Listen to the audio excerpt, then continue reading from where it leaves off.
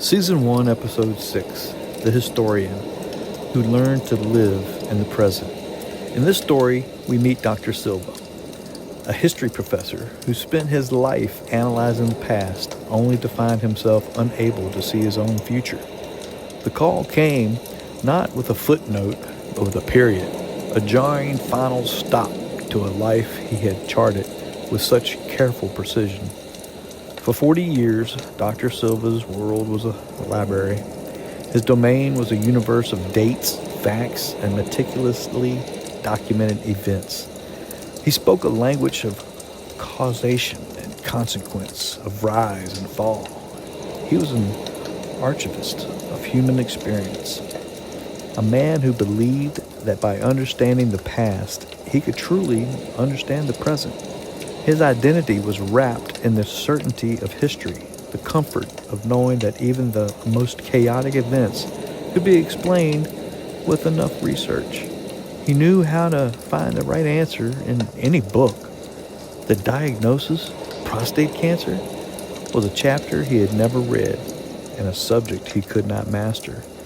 The doctor's office was a plain, unadored room with no familiar smells of old paper and leather-bound books.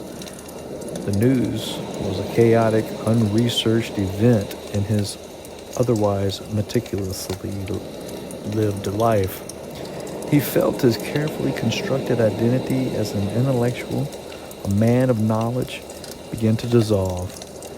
He could tell others how to understand the world, but he didn't know how to understand the world inside his own body. He came home that day and felt like a silent spectator in his own life. He watched his wife Joy hum to herself as she cooked with the familiar rhythm that felt like a cruel joke, and she would ask, "What can I do for you?" And he would just shake his head, and he was a broken record. He didn't know how to get the needle to move. He had always known how to lead a lecture, but now he felt completely lost. One day, Joy came into his study where he was just staring at a blank page. She didn't push him to talk, but instead she quietly put a book on the table, a biography of an ancient Roman general.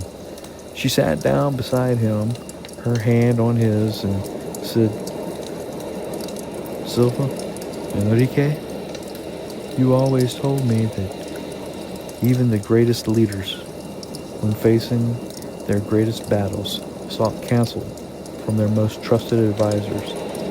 You need your advisors, remember?" Her words were the mirror showing him a reflection of the man that he used to be. That night, Joy helped him to find a support group, a circle of men who met not in a sterile clinic, but in a small community center. He was skeptical, thinking it would be a place of blandness and despair. Instead, he found a different kind of forum, one that was filled with a different kind of knowledge. They were men who had heard the same jarring news that he had. They spoke not of their illness, but of their lives, their kids, their passion, their fears, their shared stories, their campfire cancer survivor stories. A former athlete, a man of physical strength, spoke of how he had to let go of his need for control and trust his team.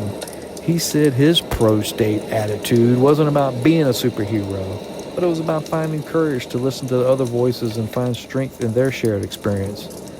And Enrique, Dr. Silva, he listened to these men. A profound truth began to emerge. His life wasn't just a history book to be read, it was a journey. And it was a journey that he realized is best taken with others. He understood that vulnerability wasn't a sign of weakness, but it was the first step in a new chapter. He went home that night and he talked to Joy. He spoke of the fear of losing his identity, of not being able to find joy in his own work anymore. And as he spoke, he felt a profound sense of relief of a long-closed book that had finally found its voice. He was still a historian, but he was no longer a historian alone. He still had a long road ahead, but as he stood in the living room with Joy, he knew his passion hadn't gone anywhere. He had found a new kind of community, and he was ready to get back to work. he was ready to write his own history.